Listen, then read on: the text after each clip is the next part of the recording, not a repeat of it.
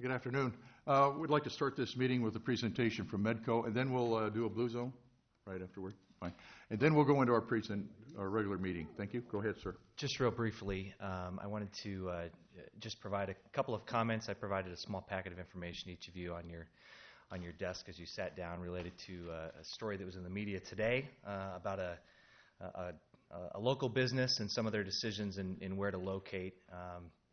The good thing is we feel like we're doing the right thing as a community, but as we try to work together with some of the other municipalities in the area, I just wanted to equip the council. I've also equipped our Medco board with just a little bit of background information because this is probably going to be something that will continue to play out in the media, and so I wanted everybody to just be equipped with our community's perspective. So if anybody has any questions later after digesting some of that, I'd be happy to talk more about it. So, okay. Good. Thank you. That's it. Thank you, sir. Blue zone, please.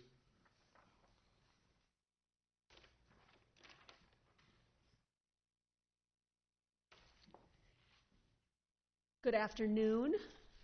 This is just a brief update on my part as we... Name and address, please. Sarah Menser, 2305 Timber Creek Drive, Marion. So thank you. We've had a lot of success here, and I want to congratulate you all and thank you again for your support of the Blue Zones project since we launched this in 2014. Officially, we wrap up the operating period at the end of January. So we were certified, so again, thank you for that and those that attended that event, and we're excited for that. But to let you know, that was just one more step in our process. We have a number of items that are still in play. We've designated 2 additional restaurants, Kettle House and Shibo, since certification. We have 5 of our top 20 work sites that are still working towards certification.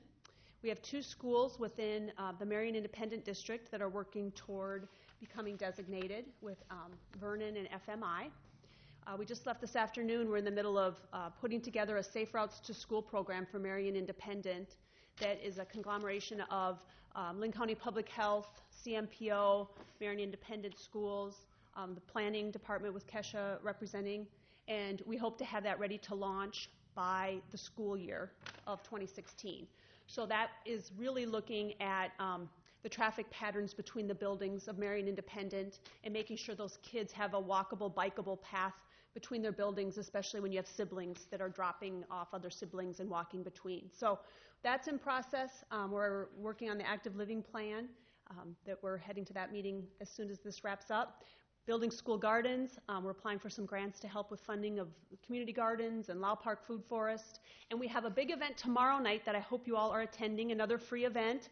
We don't have a lot of snow for our winter wonderland. We thought we would have a nice wintry walk and plowed trails, but we don't. So we are going to just make it festive inside. We have a little scavenger hunt for people when they're out walking and some things to give away when they're done. We'll have hot chocolate and water and trail mix and wine in a very decorative room. Again, it's free to the community. We had over 600 people who have said they are interested in attending. We have over 170 that have RSVP'd they are attending. So we're hoping for a good crowd and a lot of community building. We also have plans with the Parks Department. We have the same volunteers set up. We'll be continuing Sunrise Yoga next summer, June, July, and August, and then our September Fall into Fitness evening events. So I want to thank you for your support of this project in the community. We have seen great results. I hope to have for you in January our WBI index done by Gallup that is measuring the numbers within Marion and ours. It's an oversample. But they have the initial numbers in. We will have those final numbers available in January, and I'll be able to provide those to you so you can see our trends from 2012, 2014, and 2015. And from what I've been told, those are very positive, and you'll be able to see some great results from our Marion community and how people are thinking of their own health and well-being. So thank you for that. Okay, I'm Jill Ackerman, 2420 Indian Creek Road in Marion, and I'm here on behalf of the Power 9 group, which is basically the board of directors for the Blue Zones project. Ray Brown was supposed to be here with me, but we got bumped up. Thank you for doing that so that we can attend the active living meeting out at Lau Park. So Ray couldn't be here, so I'm speaking on behalf of us both as co-chairs of that group. Sarah mentioned, and I want to recognize her for a job well done and getting us certified ahead of schedule. But her job with Wellmark and Healthways is technically done December 31st. And we really feel, as a Power 9 board, that it's very important to keep the momentum going. As she said, we have a really aggressive plan to keep Blue Zones at the forefront in this community. And so the recommendation at this time is that we go ahead and hire a part-time paid staff person to continue to do the Blue Zones work. The Chamber Board approved to donate the original funds that were raised to support a Blue Zones volunteer coordinator, which the amount is $15,526.55 towards that paid staff position. In addition, we plan to provide office support, office supplies, and a desk to Sarah because she's agreed to stay on in that role. But we're here also to advocate for the council to continue to support the Blue Zones program. In 2016-17, there's $20,000 in the budget. I believe it's under legislative for Blue Zones. But knowing that you guys will be going into your budget meetings for the following year very soon, we just wanted to advocate to continue to support $20,000 per year towards a Blue Zones staff person. I believe it's proposed to be in Parks and Rec for this upcoming budget. So again, we're here to ask for your support in making sure that funding stays in place and we continue with all the great work that Blue Zones has already brought to Marion. Do you have any questions on the projects that we're working on? We have the Uptown Garden is planned again for this coming year. That property should be available, so we'll be able to work with the food pantry on continuing the hundreds of pounds of vegetables that were provided this year, and then looking at some other locations for other gardens if there's interested communities to assist, as well as expansions of the school garden programs. I know Marion Independent, they want to celebrate their 1-year anniversary of becoming designated and doing some additional work. We just talked to Chad about that, some food awareness projects and some other interested pieces with that. So we're seeing a great interest in the community. We want to get more into the Main Street businesses as organizations and get them involved, those that are too small to be designated work sites, but those that want to be providing things to their employees that they find to be good for their well-being. But do you have any questions of what we have done or the plans for 2016 that are in the blueprint? We have some direction for this coming year of tasks that we need to accomplish, walking groups and purpose workshops and additional work sites designated, and continuing that work in order for the community to maintain its certification. That's it. Thank you. Thank you very much. Thank you. Public service? Thank you. Under our agenda, number 2, discussion regarding the Eco-Industrial Park. We've talked about this with the City Council before. This is the property located just to the east of Public Services' current facility. This is the site plan that we've been putting together to locate some of the projects and facilities infrastructure that we're currently working on. This particular site plan, this will be tweaked as we move forward. Right now we're in the process of going through who's going to be project partners with us. We have quite a few, and quite a few have just recently committed to the project. So we're going to get into that more as we go. Facility planning, that was one thing we've been working on, and probably starting the next council meeting in January when we have a full council, we'll get into that. We've been efforting 2 facility plans. One is addition on the current public service facility. That was to take the place of the fabric tension structure that is no longer really safe for us. And then also a new facility be located on the site plan that I showed you just previously. But not going to really go into that, just going to show you kind of how far we've gotten. But we will get into some of the other projects we're going to do. They are renewable energy. As you know, we're looking at some solar technologies. We got some project partners for that, some significant partners, as well as the zero waste projects we've been working on. Here in the next couple council meetings, we'll get rolling on that as well. And then also organic technologies, that's our composting operations. We're going to start illustrating what that's going to look like. And then alternative fuels, as we've discussed with the council, we've been efforting some alternative fuel programs. I've showed you this slide before. That's our compressed natural gas demonstration vehicles. Right now we're filling up for about 34 cents a gallon. We've had very good luck with them. This will be the third winter with those vehicles. They've gone and performed very well for us.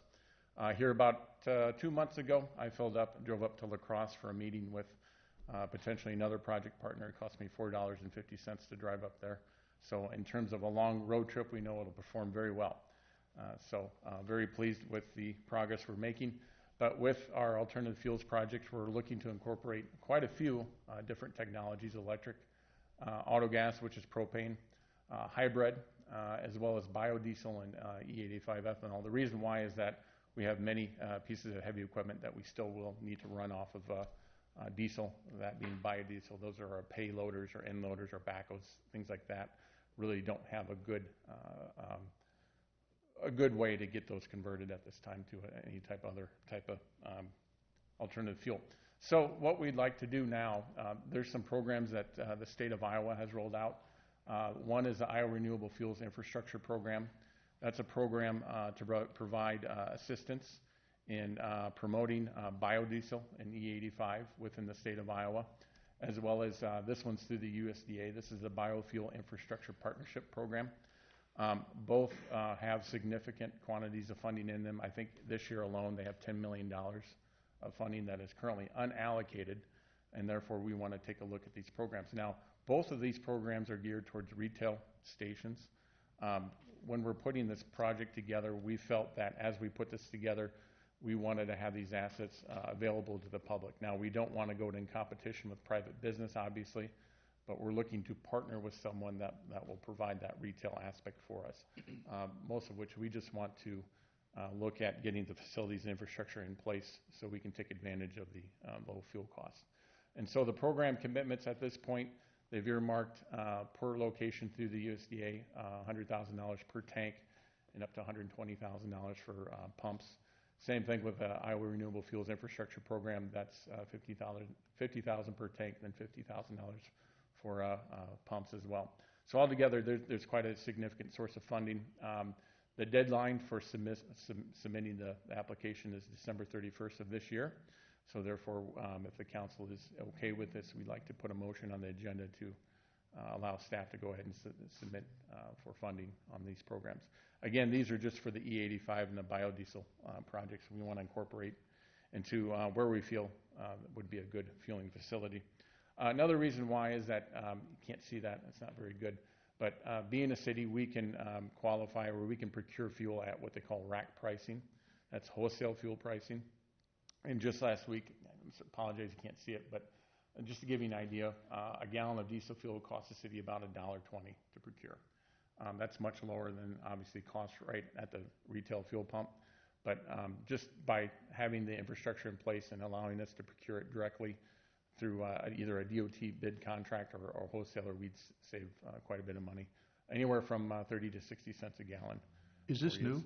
Huh? Is this concept new? Yeah, the program is new. The biorefinery program is new. The USDA just rolled it out, about 3 months ago. Okay. So we've been working with some of our project partners on getting a good idea on how this would look on our footprint. So we feel that this would be a good program to pursue. So we've been putting together some station ideas, what that would look like. Again, this will be a full canopy style station. And then we also have some site plans that we've been considering to where the public and or partner entities, let's say like the school districts or other nonprofits, would have access to the same infrastructure. Just doesn't make sense to build it on the public services site without allowing other people access to the same facilities. So again, we're not looking to go in business or compete with anybody, but we're looking to partner with other people that would have the same interests that we do. Same thing, that's our compressor. But we've been looking, this is kind of a similar style that we're looking at putting out at public service. So with the assistance program through the USDA and the Iowa Department of Agriculture, that we're going to effort something like this. So any questions on that?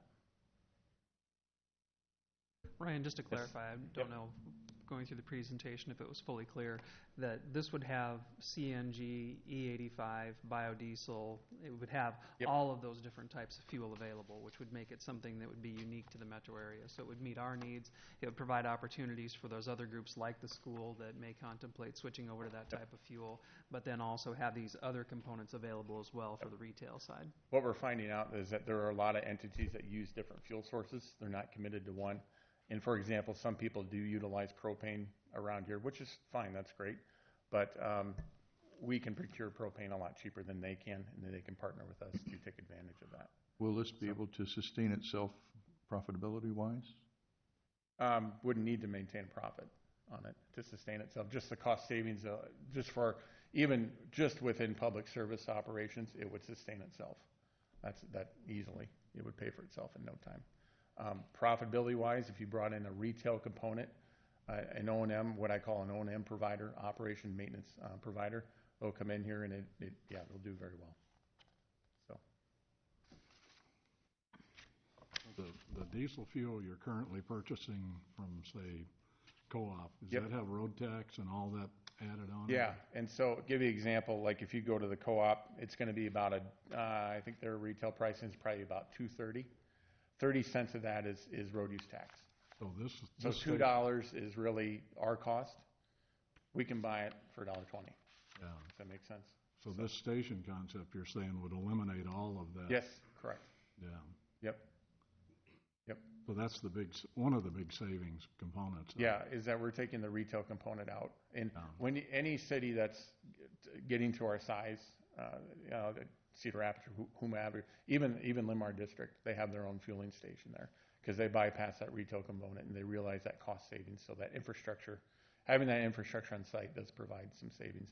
Mm-hmm. Additionally, when I'm not going to pick on any fuel providers for us, but when we're plowing snow, if we have an ice storm, we have realized in the past if we have a power outage, we don't have access to fuel. And so that puts us in a very awkward position. And they have made amendments to make that better, but having this on site and having the availability of fuel when we need it provides an advantage to us. They don't have a generator at their current? They do, but it won't power the pump. Oh. So they lost a leg on the three-phase, I think, last year, and we had to wait a couple hours. They ended up getting a fuel truck, and we had to bring it inside, and we had to refuel the vehicles inside. But at least we had a way to do it. In the past, we haven't. But again, our goal is to be self-sufficient on this. But as far as the rest of the stuff in the park, we're going to get into that pretty heavily here beginning in January because we're pretty well organized. We've pretty much got a good plan, and we'll start hitting it pretty hard. So Yep, that's about right. Tip of the iceberg. So you're still looking at the solar component of your building? The solar component actually evolved. It's a very large component of the park now, much larger than I anticipated. That is a growing industry, growing technology, and we're going to get into each aspect of that piece by piece because there's a substantial amount of interest in the solar component out in our park, not just for our use, but for other people's use as well. So I don't know if you saw the internet story, but about the council, I think it was in Michigan, that turned down a solar project because they said it would suck all the sunlight away from. This is a true story. It would suck all the sunlight away and the plants would die.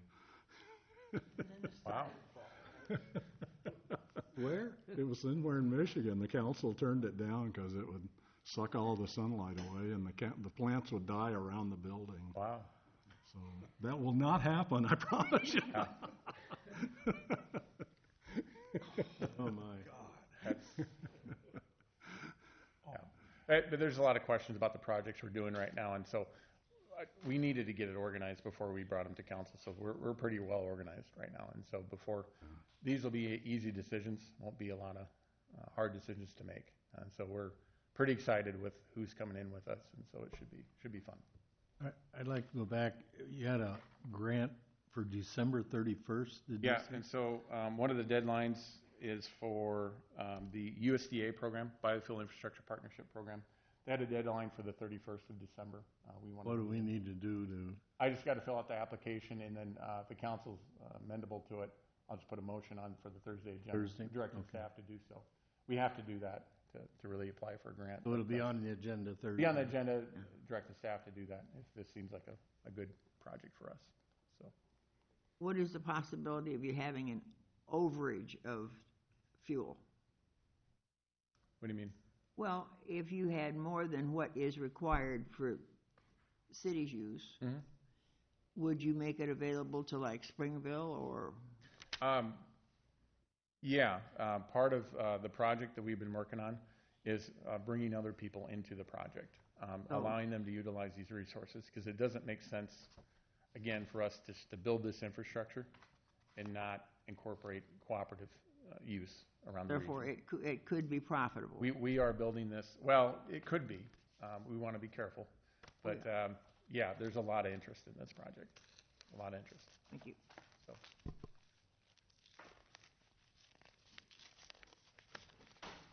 Okay. Anything else? Thank you. You've been appreciate it. keeping us up appraised to this all along. It's very well. Thank you so much. All right.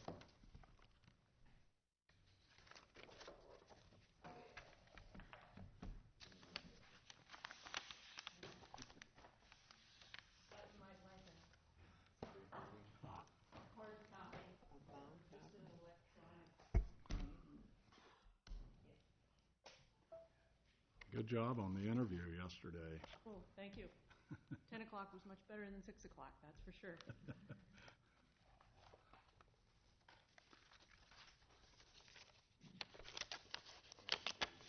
Okay, I'm going to actually start with the good news instead of the bad news. I just wanted to brag a little bit about our new apparatus that we got. Fire Apparatus Periodical is an international magazine, and our new pumper trucks were chosen as the delivery of the month, so it was made special internationally out of 20 different manufacturers. We got the thumbs up, so there you go. Now for the bad news. We wrecked it. The aerial is broke. See? It wrecked it right away. Our aerial truck, our 75-foot, our only aerial truck, is a 1995 truck, and it's starting to wear down. There's a electrical hydraulic swivel underneath the ladder that controls the electrical components through the whole truck, and it's misfiring everywhere. I think we saw this on Mad, Mad, Mad World, I think. Kinda. We can put the ladder up and not be able to get it down. We can start the pump just to pump water, and all of a sudden the idle will just jump up and stay high. And so we're having lots of trouble. We've had it evaluated by the Cedar Rapids Mechanics and Pierce, the manufacturer of the truck, and they say that this piece needs to be replaced. And usually this piece only lasts 10 to 12 years. This truck is 21 years old, so we've done pretty good, I think, with that. The cost of the part is around $7,800. The labor cost is going to be about $3,300, and then it has to be inspected by the UL after that, and that's about $2,700. Total cost of fixing the aerial truck will be $14,769.65. And of course, we didn't budget for that last year, so here to ask for the amendment to the budget to fix our truck. I think this is a good investment to go ahead and fix it. We won't have a new aerial for 2 years. I mean, we're going to start speccing it as soon as possible, but it's going to be a while till we can get the new aerial. Right now, we're relying on Hiawatha Fire and Cedar Rapids Fire for any kind of aerial response. That's usually what we do with each other. When Hiawatha's is down, we cover for them. So, but in fixing this truck, I want to emphasize I think it's a good investment because I would like to keep the truck. I would like to have a secondary aerial device for our city, especially for the uptown area. So I would probably station this truck when we get our new aerial at Station 1. So I would really like to see this fixed. In the future or in the past, have we ever budgeted for this 5-year plan? We got a 20-year-old truck, but have we ever budgeted for this? We have, okay. Inspection? And we used it, Yes. okay. Yes, we do. We do that every 5 years. But we haven't budgeted for the replacement? No, No, okay. not yet. That's what you mean the replacement aerial truck? No. The That's part. what the lost You fund said is. something only lasts 5 years. Is that just the inspection that lasts 5 years, or that Just sprocket? the inspection. That's Okay, okay, $2,700. I understand. Okay, thank you. Any other questions? Chief, I wanted to tell you, and there's 3 of us as Navy veterans, how great it was to have the aerial with the American flag sitting on it out on 10th Street, 7th Avenue. That was a nice display, I thought, so thank you for that. You're welcome.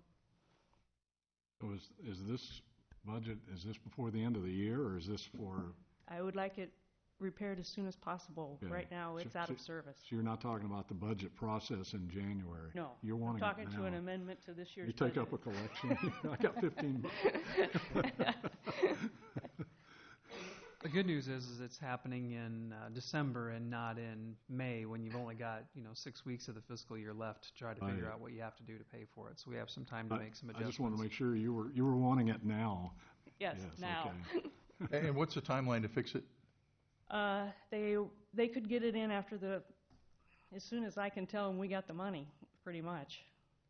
It could be even maybe over the Christmas, no, not over the Christmas break, after the first of the year.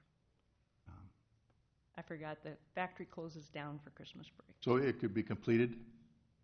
Hopefully by the second week of January. Very well, good. So it's just going to come out of your future budget. Right. I'll write that down. Sort of, yeah. You might compare that to the aerial Cedar Rapids bought at the same time.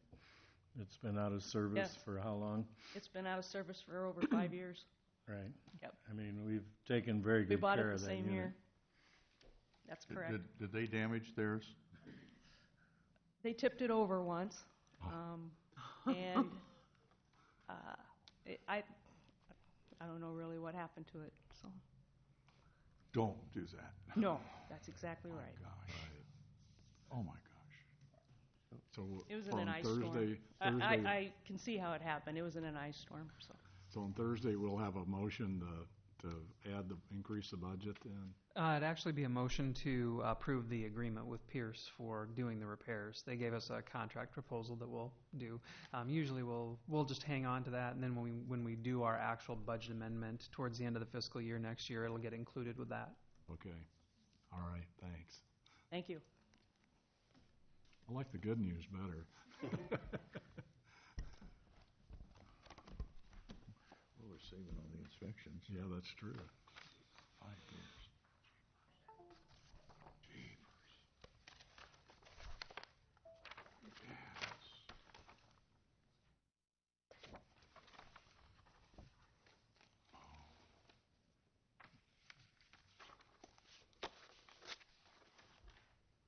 Sir? Yep. I had asked Carlene to come this afternoon and provide the council with an update with events associated with the amphitheater operations, kind of give a history since we brought the amphitheater online in 2014, kind of give an update with the 2014 year, 2015, and then kind of looking forward into the future. So, Carlene? All right, perfect. Okay. As you all know, the amphitheater went live with the ribbon cutting on May 3rd of 2014, so now we've officially had 2 years in the book. Out at Loud Park, before even the amphitheater came on, we were very popular for weddings, graduation parties especially, some family gatherings. Marion Arts Council has been doing their coffee house nights, also with the gallery and some art showings and things like that, and then also just some community gatherings. And then once the amphitheater came on, just a little brief overview. In 2014, like I said, we had that dedication. The library came out and did one story time. That's their preschool hours that they come out and they just did one little story. We started with the Blue Zone offering the sunrise yoga in the fall. MAC, which is the Marion Arts Council, they had the first small concert after the big dedication that we had. And then the biggest kickoff that we had was the Swamp Fox Festival. we're estimating probably 1,200 people for that. So that was the very first big event that we had to see how it actually worked together between our building and the amphitheater, which was a great experience. And then we had 3 weddings that booked in, and those were actually private events. Those people came in, paid a rental fee, and then it was just for, obviously, the people that they invited to their wedding. And when it says free on what that means is there's no revenue coming into our department as far as renting the amphitheater, but also that the events are free to the public, so it's free both ways. In 2015, our numbers did increase. We actually initiated a movie night, which we're estimating probably 350 to 400 people. Marion Arts Council continued with their picnic on the prairie. They were estimating they probably had 450, so their numbers went up there as well. We once again had the Swamp Fox Festival. The library expanded on their summertime reading program and had 9 events there. We continued to partner with the Blue Zones and offered the Sunrise Yoga on Saturday mornings, and then also some fitness series on Saturdays. And then also the paid, we had a memorial service. The Rotary did their concert. That was part of the Marathon for Shoes event. We've had some church picnic, and they had a concert, which they did. Rockwell Collins had their fall event that they just had for their employees here in October. And then we had 7 weddings and receptions. Of those paid, we had where they were all private groups except for that except for the Rotary concert, which was open to the public. And they're estimating they had probably about 200 people. The weather played a big part on that one. For 2016, we do have the events that are scheduled that are not correlated through our department. So the library is looking at offering some more of their story time. They have 9 events scheduled so far. The Swamp Fox Festival will continue that last weekend in September in conjunction with the fall market. And then the paid events that we have so far, the Rotary is looking at offering another concert again, and that would be open to the public with paid tickets. And then we have 4 weddings booked as of today. Our department is actually working on initiating some events too as well. We are going to continue to partner with the Blue Zones for the Sunrise Yoga and the fitness.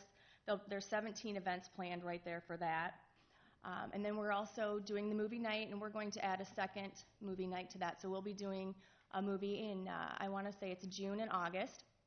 We're also going to be offering 2 concerts, which is the dueling pianos, and then we're doing a karaoke band, and I'll touch base on those here in a couple minutes. Marion Arts Council is also going to be looking at doing their picnic in the prairie again.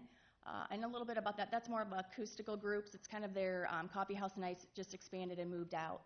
And then we're also going to be partnering this year with the Freedom Festival. They're looking at doing some bike ride segments, whether it's a 5-mile bike ride, you do the 25-mile route, or the 50-mile route, starting and stopping at Lau Park, and then they're also going to be sponsoring a concert.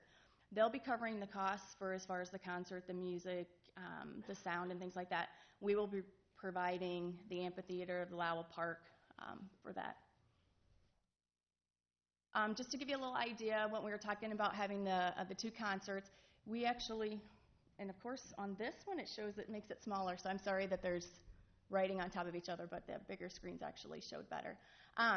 We're doing a dueling pianos, and we're also doing a live band karaoke, and we're working with Jeff Johnson. He's an agent that seeks entertainment, and we did request for hotel motel, so we have $14,101 coming in to help with those, and it just kind of breaks it down a little bit. And unfortunately, like I said, you can't see it on your slide. It must be a different format than what we had, but it has the prices, and I can actually print those off for you because they're not showing up on this one either, is how far it's going. But just to let you know that the dueling piano concert is roughly right now we're at $7,561 total, and the karaoke band is $5,961. So we're estimating just our costs to date, that what it's going to cost us out of that hotel motel and then eventually out of our Parks and Rec budget, $13,522. We're also, like I said, expanding our movie nights, so we'll be having 2 movie nights. A movie rental, you have to pay a licensing fee, and then also to show the movies, and then also the rental of that. And it can range anywhere from $350 to $400 a movie. Screen rental, right now we currently are renting from Coraville. It's $250. It's a lot cheaper than spending $2,500 to $3,000 for your own equipment. Publicity, and then the staffing hours. And a lot of those hours are back and forth getting the movie screen, the equipment, setting it up, taking it down, the publicity, and just the staff as of at the time of. And then we also have, we run some concessions there also, so we have some concession staff for that. And we do have some hotel motel funding for $2,000, so that'll help offset those costs. Just a usage comparison, this is for the Arts and Environment Center. Most of those are events within our building, and as you can see, finally, we don't have as many people coming out to us anymore and saying, I didn't know this place existed. You still get a couple of those every year, but when we first was like, we didn't even know this place was here. So as you can see, our attendance has gradually been increasing. And when it looks on, when you can see the 2016 date, when people fill out a reservation form, we ask them, how many people do you anticipate coming to your event? So in that, the yellowish color, right now we have 492 events scheduled within our building, and speculating of that, there's going to be 33,388. So we're looking at, by the time we get some of our programs put back into there and some other rentals, we'll be reaching that closer to that 45,000 just coming to visit the A&E building. We also did a comparison of the years when we had with the usage of the amphitheater. 2014, you can see we just had 12 events, 3,443 people, and which increased 2015 with our 40 events. We're anticipating there was 5,082 people. And right now, with the 38 events that we have already scheduled in, we're looking at 6,780. So, of course, those numbers, as we add other rentals, will continue to go up. And this just is the comparison, if you can see the two side by side, so that you can see that our numbers are continuing to increase, and also with the amphitheater. And when we do those numbers, a lot of times, some of those events, like when the Rotary had their concert, they just reserved the amphitheater. So that number, when we do amphitheater numbers, are not part of the inside building. So some of those you're going to have where you could have 33,000 amphitheater, and some of those are going to trickle into the building. So actually, people are using both, but those are just for that way. Staffing hours, right now, we're spending quite a bit of time just within our staff trying to schedule some events and things to go on at the amphitheater. With our 2 movie nights, initially the first one we had last year was probably over 30 hours of planning time for the event, just correlating back and forth what the licensing, how those works, how we can find screens, doing just different research on if we needed to purchase our own or rent. And then running the actual event, it was 32 man hours, and you're looking at that, how could a 3-hour movie be 32 man hours? But then you go down and pick up the screen, bring it back, the screen up. We had 4 people helping us just the first time initially putting that screen up, and then working the concession stand and things like that. So there was a lot of man hours involved with that first day. And then currently on those 2 concerts, we've put in at least 40 hours right now to date, just initial planning. There's still some additional things we need to do. We need to finalize the contracts and get the hotels booked, and we're working with the local microtel and things like that. So we're anticipating that within our staff, just within the office, it's going to be over 100 man hours just for those 2 concerts. We did reach out to the Thursday night concerts because I know people have asked how come those concerts don't come out to Lau Park. So we have reached out to them. The Marion Community Band and the Marion Big Band, they have some concerns with the acoustics just because of the musical instruments, and then the way that the glass panels are. I know Dave Law had said that if they would come back out again, unfortunately they would have to bring the band shell with them just because of the way that it projects the music. And I know, talking to Doreen, they just don't have the sound equipment and would have to have probably a sound person come out, and it would cost them extra. So right now they don't have that. And then a majority of their crowd, they're also concerned with are older and the distance to the amphitheater, and they have people that literally will park right on 7th Avenue or close to the park and just roll down their window so they can listen. So those are some of the concerns they had. And speaking with Jill, I asked her just to make sure that I got the right answers from her also, was they prefer to stay in their uptown Marion. It's that cozy, comfortable feel. They really want to continue to provide exposure for the local merchants. She said many times you can see people going in and out of Ramsey's or Zoe's Pizza, and they just like to keep it uptown where they can showcase the uptown area of Marion. There are some constraints that we have just with the proximity of the A&E building being as close to the amphitheater as it is. Right now, we schedule 364 days in advance.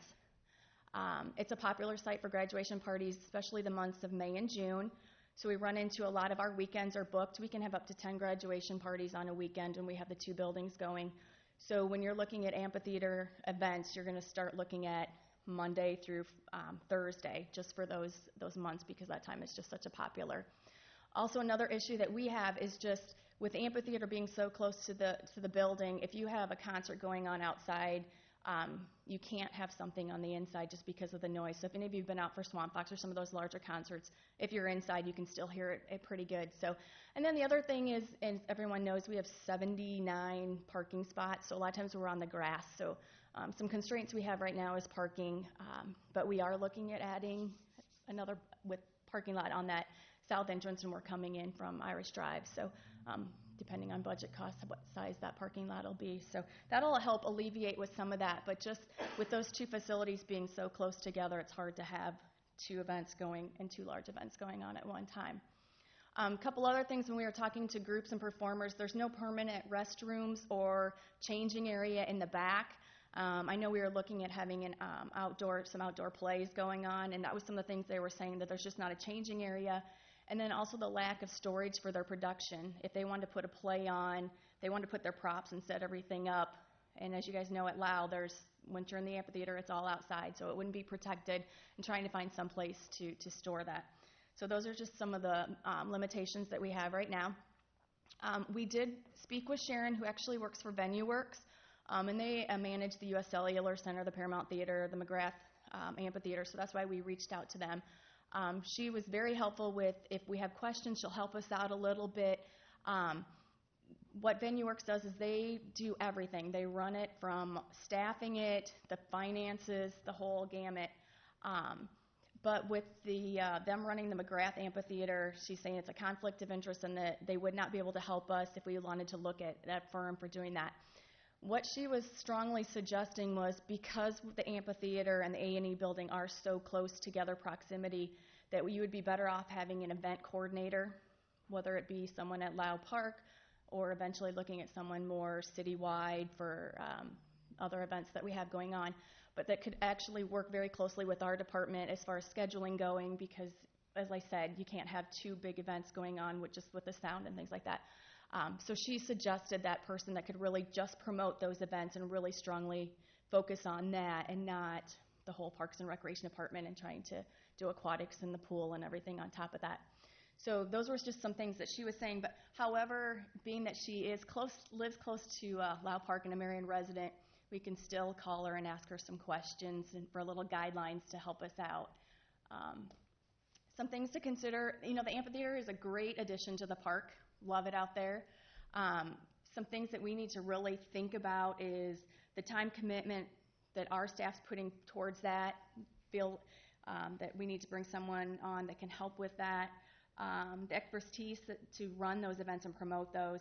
And then also the limitations of the venue, as far as we said with the current, how do we schedule things out right now? Like I said, it's 364 days in advance.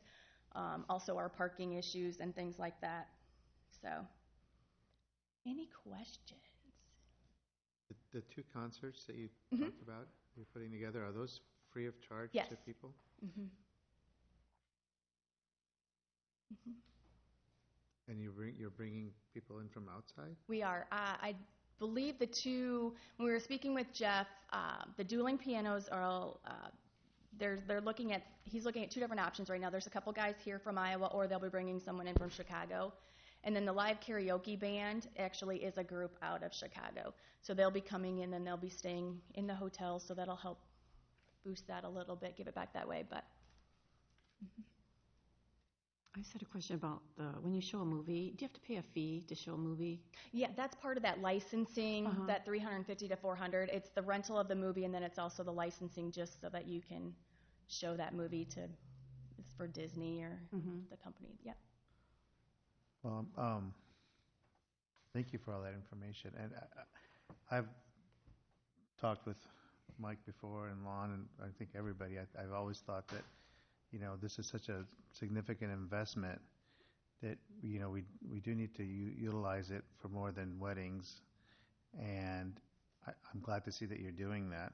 But then in the same token, it's taking time away from your main job. Correct.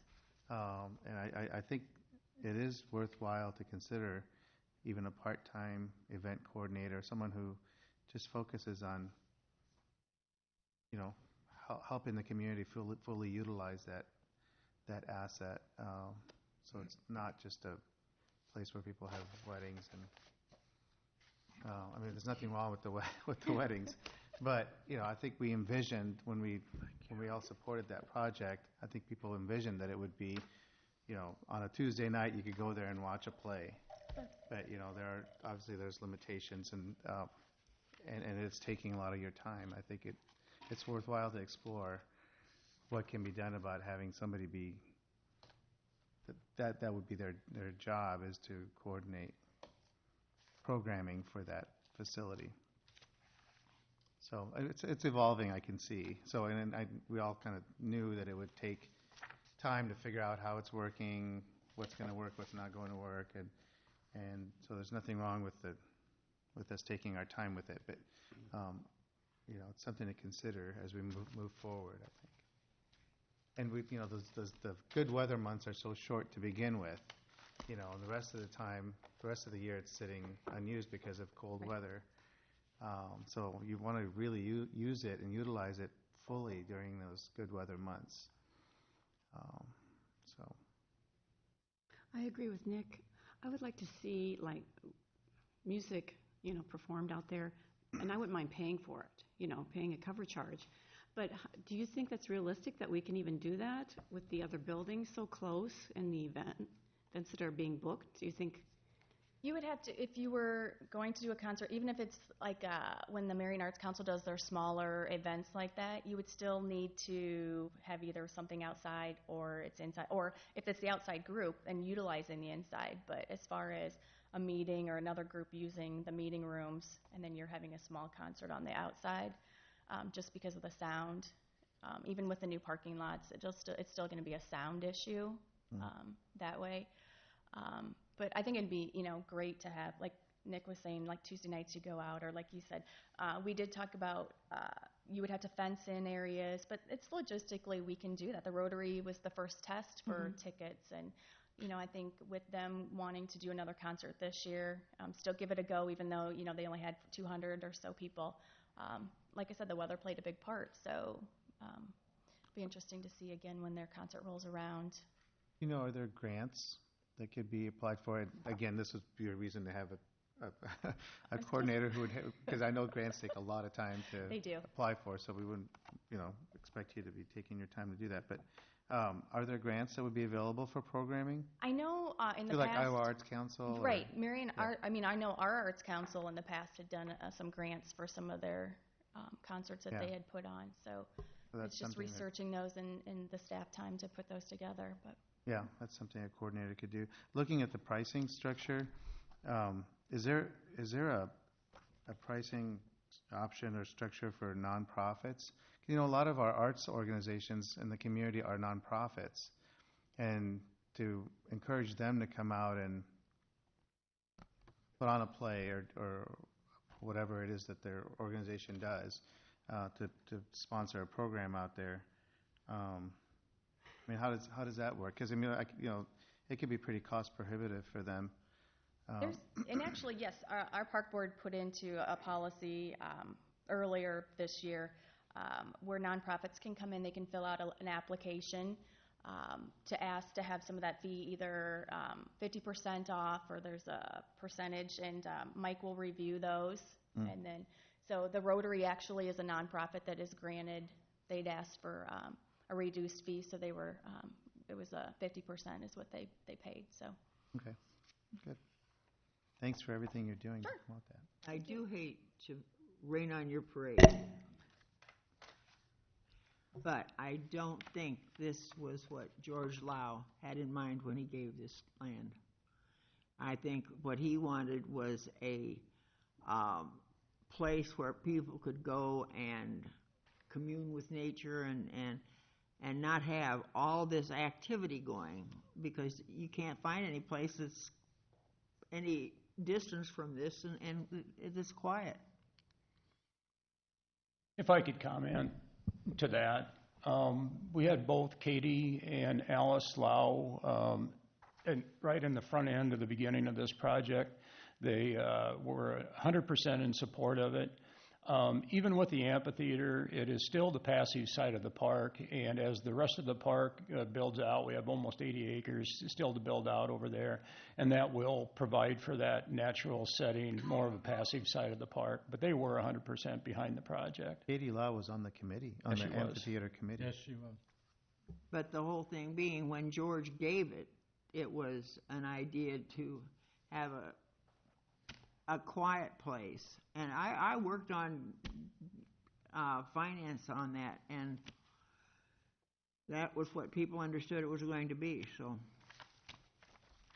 A lot of those features will still be in place when the park is 100% built out. We will still have a lot of those opportunities for that quiet setting, natural area within that.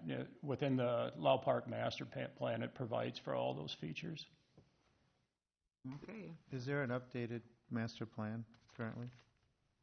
The master plan for the park, I believe it's 2012 was the update that we did, 2011, 2012.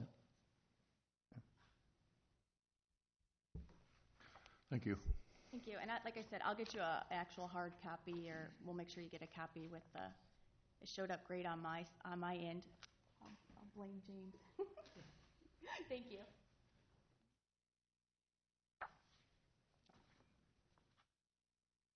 When she said karaoke, Mary Lou, I thought you were it was come out and hear Mary Lou sing karaoke. You betcha. Your Honor, under engineering, just for your information, number 1A, that number has changed to $2,741.25. We had a slight increase in an item for the payment. Item number 5, we're going to pull that from Thursday's agenda. We're not quite ready to approve that contract and bond. We're still working through that bid, if you remember. We had some discrepancies and some changes that we'll bring with that approval. Items 6 and 7 are the access fees for the Irish Drive Improvement Project. As you may recall, at the beginning of this project, we did do a memorandum of agreement with the Gill family, with Integrity Custom Homes, and with CCE LLC. With that, we did complete a project that was $1,029,896.97. As part of the memorandum of agreement, we would establish access fees to those properties adjacent to Irish Drive from Tower Terrace up to the park. In doing that, we have established that based on those costs and the adjacent frontages. As you can see in your memo, we did end up with $159.88 per lineal foot for CCE, $134.14 for the Gill family, and then $146.69 for Integrity Custom Homes. They're different because each of those areas we did different things like sidewalks, trail widths, no sidewalks, different things that added to those costs. There is a breakdown in your packet for those costs. We are recommending establishment of those fees. This would be the initial consideration of 3 readings following the public hearing. Questions on that? Item number 10 is the authorization of an application to the Corridor Metropolitan Planning Organization, or the CMPO. The regional organization does provide funding for us each year to do street projects. Currently, we are applying for the Tower Terrace Road project. Those dollars are funded 5 to 6 years in advance. However, during the evaluation of the current year project, which is the Tower Terrace project, between Robbins Road and Council Street, this is actually a Hiawatha Cedar Rapids project. Originally, they funded about $760,000. It was kind of a starter amount. That has since found that that segment is going to be $18.5 million due to railroad bridge and a creek bridge as part of that. So what they're doing is Cedar Rapids is asking to defund that segment in Tower Terrace Road. They'll look at some other ways to fund that segment of Tower Terrace. However, what they're doing is allowing that funding to be applied for. So Cedar Rapids and Marion are going together in a joint application, if approved by council, to request that $760,000 be applied to our segment between C and Albernet Road. This will really help in a segment that's already underfunded, but will, if approved, would help us fund that project, which should be probably completed by the end of 2017. So, looking for approval of that authorization, and we do recommend that. Questions on that? That's all I have. Thank you. That's funding that they had allocated for the other segment, but that's now not going to be used, so we're applying for it. That's what you're. That's correct, and that is current 2016 dollars, so we can use those immediately for the segment that we're working on now. That's great. Yep. Yeah. Okay, question. At the last council meeting, I brought up the hole in the ground on 29th Avenue and 35th Street, and you assured me that that would be taken care of post haste. I assured you that we had talked to the owner, and he had assured me that he would take care of it. He has not, so we have issued an abatement notice to the owner to get that taken care of. We'll have to go through the legal process to do that. He's assured us that he will work towards that goal. Well, that fence is down flat. I mean, any little kid can get into that hole. And I don't think you should go on vacation until that's taken care of and that up there's taken care of. He has, at the end of the day today, needs to have the fence back up again if you remember correctly, staff really wanted to just demolish those houses and take care of them that direction, but they were decided to be sold. In doing that, we've had the complication of dealing with foundation removals. So working with him as much as we can. From the building department was visiting with the gentleman today. He was up there working on it today. I believe the fence was put back up, but I'm not sure the workmanship was the best. Hence, we're proceeding with the abatement procedures to make sure that everything is done correctly and in a timely manner. It wasn't done as of 3 o'clock because I drove out there. There was a pickup truck with a trailer, and they were loading, I don't know what they were loading in it, but that fence was still not up. So it's still an attractive nuisance and viable for little kids to fall in. And little kids love holes in the ground. And what's going on with where they moved the house? Because is that having issues also? Yes, we also have an abatement notice against that as well for the mud in the street, on the sidewalks, and so forth. We're working through that process, but it is a lengthy, extensive process to take care of. Are there foundation issues? Not structurally. They had some wrong? issues when they placed the building on the foundation with the ability to do that, but they're working through those. So. When it was raining Sunday, they were out there working. I mean, they were, because I drove out there Sunday and it was wet. It was the house where it had been moved. Is there a way at the Jiffy Lube site that we could get an inner fence around the basement? Because I have the same concern there that somebody could get inside there and fall in that basement, particularly at night. I mean, could we not just ask them to? I'm meeting with the owner and the bank tomorrow to talk about that site. That'd be a safety issue, I think. Yeah, there's a lot of things that we want to make sure are taken care of before we do start, since we are assuming that we will actually get some snow this winter that need to be addressed before that happens.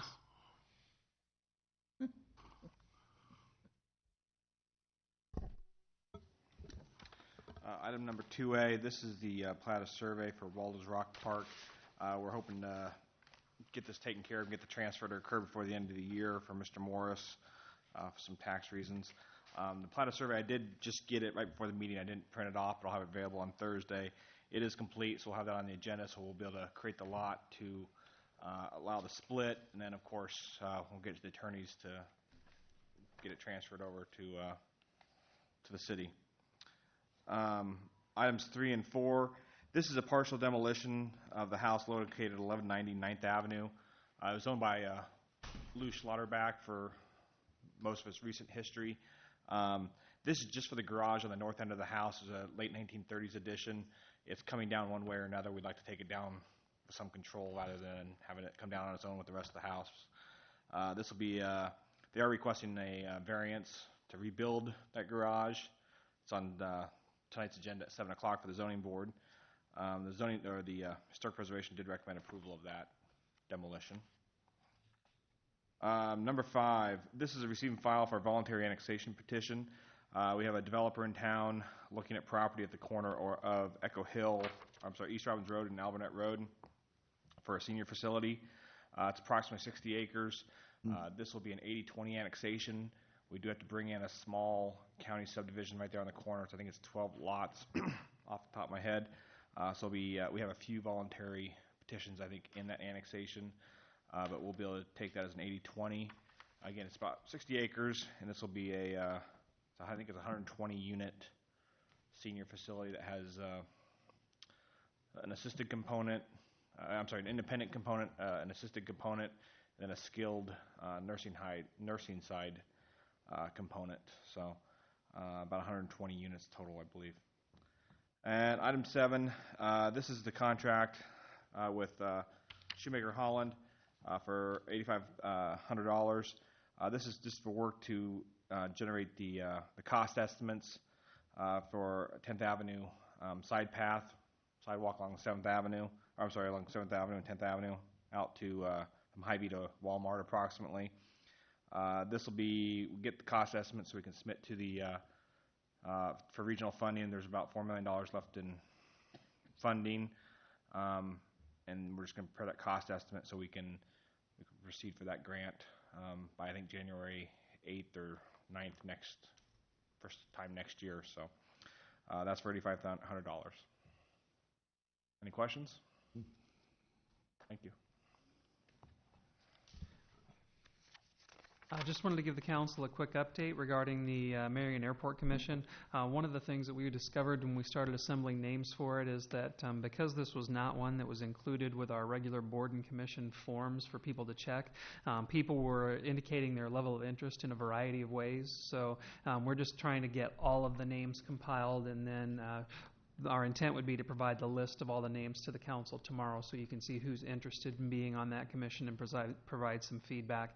Some of them were doing direct emails to me. Some contacted our private provider that's managing the airport for us. Some went through the regular form and application process. And with a new commission like this, I just want to make sure that we don't miss anybody so that everybody gets a chance to be considered for the commission. So we'll get the full list together.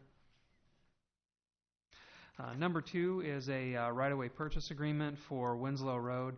I've outlined to the council what was going on here is that with the development of the area out to the west of Winslow Road and north of where Tower Terrace will come through, the city's plan for that area calls for Winslow Road to be realigned and brought over through the subdivision and then down the west side to connect with Tower Terrace Road.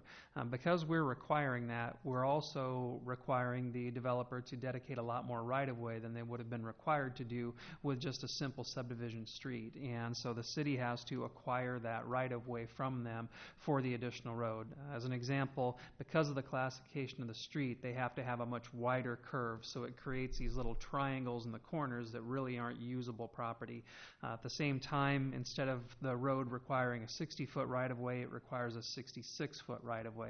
But the big piece was that normally when we do a road that's going to bridge two different properties, there's an expectation that both property owners allow that road to be on their property.